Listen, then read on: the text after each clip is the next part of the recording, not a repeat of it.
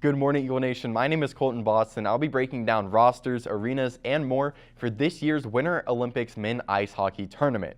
Now, we are just 22 days away from the puck drop in Milano Cortina, and let's just say that this is going to be an incredible tournament and one that you do not want to miss. Now, just 18 days ago, we found out who would be representing Team USA in the Olympics. And if you take a look here, we will see some incredible players from all over the NHL.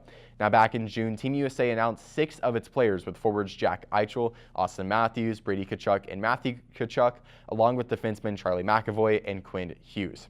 Now, something notable from this lineup is that 5 of the 6 players named early all played in the Four Nations face-off. The only one missing that tournament for Team USA was defenseman Quinn Hughes.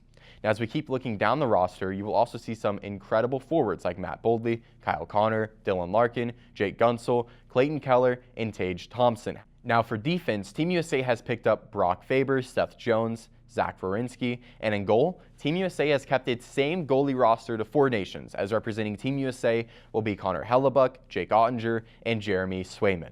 Now, there might be some concerns there, but I'll get to that later.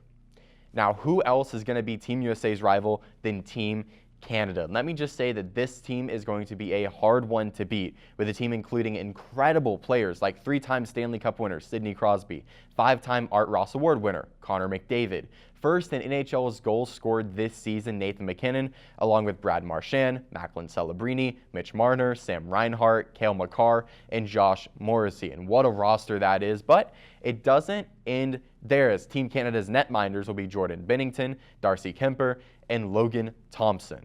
However, there is someone's name I didn't say who was left out of the Team Canada roster. The 20-year-old from North Vancouver, the #1 pick in the 2023 NHL Draft, and number 98 for the Chicago Blackhawks, Connor Bedard. Now, when you take a look at his stats from this year alone, it is a big question on why didn't they take him. See, in just 35 games played this year after missing 12 games with a shoulder injury, he has 47 points with 19 goals and 28 assists. And if you look at the stats of the players who made Team Canada, in 10 less games than Sam Reinhart, Connor Bedard has scored 2 more points. He also has more points than Mark Stone and is just 4 points short of Mitch Marner's 51 points this season. But let me reiterate, he's done all of this in 10 less games. And if you look at Bedard's impact on a team, it is incredibly apparent in this year's Chicago Blackhawks. See, since Bedard was injured on the 12th of December, the Blackhawks lost 8 of 13 games that Connor Bedard was gone. Let me add that the Blackhawks only won 1 single game in regulation, as the other 4 wins came in either overtime or a shootout. Now, keep in mind that the Blackhawks were also missing Frank Nazar and Nick Foligno for a section of those games. But when Bedard was asked about his thoughts of not making Team Canada, he had this to say. I think the positive that I've taken out of this is, I get to, look at my game and where can I improve when you don't meet an expectation or,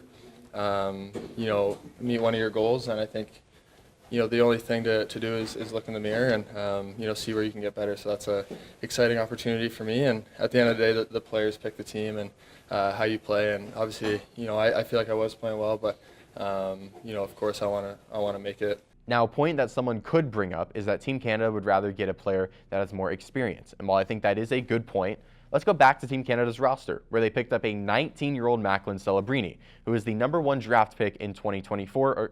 And according to a story done by the NHL over the offseason, Bedard and Celebrini were both on the ice training together in their hometown of North Vancouver. See, this chemistry and this teamwork between the two could have brought some dangerous scoring chances to the team if Bedard and Celebrini were put on the same line together. Next, this is going to lead me to the second player that a lot of fans were outraged didn't make the team. And if you've ever watched a Dallas Stars game, odds are you know him. Number 21, Jason Robertson, who is tied for number 3 most goals scored in the NHL. And he's actually tied with Matt Boldley, who made the Team USA roster. Now, keep in mind that the players who hold first and second are both Canadian players. So that means that Team USA left out the highest goal-scoring American in the NHL. Now, this is a decision that I go kind of back and forth on, because on one hand, you absolutely cannot leave a player out who's produced this much, and you can't leave him off of a national team. But on the other hand, Jason Robertson in the past has not produced incredible stats in high-pressure situations. See, last year in the playoffs, Jason scored just 6 points in 11 games, compared to his 16 points scored in 19 games in the playoffs the year prior. However, we have seen Team USA pick up players like this before, specifically Team USA goaltender Connor Hellebuyck, as in the 2024-25 regular season, Connor Hellebuyck had a .925 save percentage, only for that to drop to a .866 in the playoffs. Now keep in mind, for the NHL, an average save percentage for a goalie is about .9 flat. Now before we dive into Team USA's goalie situation, I honestly can't fully disagree or agree with the decision to leave Jason Robertson out. See, I know he's been on an absolute roll this year, but if you look at his stats recently in big games, it seems like he might not be able to perform up to that standard. But it's also going to be hard to make a team that is nearly identical to the Four Nations roster that played last year. Now, Team USA might have an issue in net, Jake Oettinger. Now, before I say all of this, I just want to put it out there that I am a massive Jake Oettinger fan. I mean, I'm wearing his jersey right now, and in no way, shape, or form am I trying to say that Jake Oettinger is a bad goalie, because he's not. See, right before the holiday break, Jake and Andrei Valevsky, Russian goaltender for the Tampa Bay Lightning, were tied for the most games won this season. However, the issue has been after the break, where Jake has been in a bit of a slump and inconsistent. See, in the past 5 games, Jake's save percentage has been as high as .96 and as low as .667. However, what I can say is that historically, Jake is great in the high-pressure situations, holding a .913 save percent average in the playoffs. While his playing right now isn't resembling this, be on the lookout for Jake if he plays during the Olympics, because since the Four Nations faced off last year, Jake has been setting his mind on being Team USA's starting goaltender for the Olympics. And while I absolutely can't wait for the Olympics and want it to come faster, I bet some of the builders and planners in the arena in Milano Cortina want more time until the games. See, it's become apparent in the months leading up to the Olympics that the arena might not be Olympic ready for the tournament. Now, what do I mean by this? Well, let's start off with the ice. See, it being reported that the ice is smaller than NHL ice. For reference, Olympic ice is normally 200 feet by 100 feet, and NHL ice is 200 feet by 85 feet. This year, the Olympics will be played on a rink that is 196 feet by 83.5. Now, last week, Chris Johnston from the NHL Insider had this to say about the Olympic ice this year.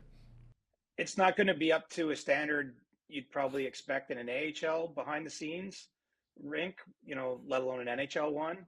But I still think there's going to be enough there for them to play. And given how badly we know NHL players have wanted to get back to the Olympics and get back on that level, I mean, I certainly expect the tournament to go ahead. And, at the end of the day, the men's tournament runs February 11th to 22nd. It's not even 2 full weeks. So, I think that you won't hear any complaining publicly anyway. Once the guys get over there, I think that they understand it's not going to be what they're used to, but that the stakes are pretty high, and that this is going to be a level of hockey that most of them have been dying to get back to for a decade.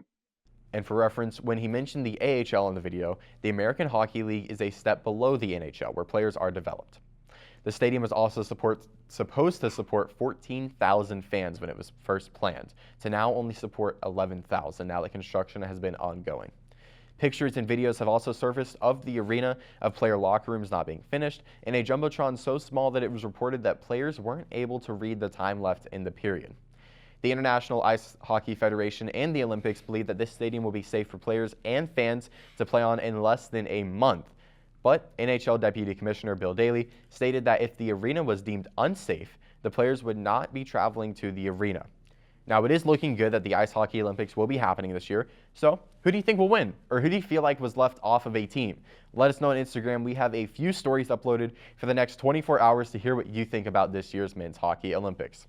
But until February 11th, we'll just have to sit back and wait for the puck drop of one of the most anticipated ice hockey tournaments in a while. Until then, reporting for Eagle Nation News, I'm Colton Boston.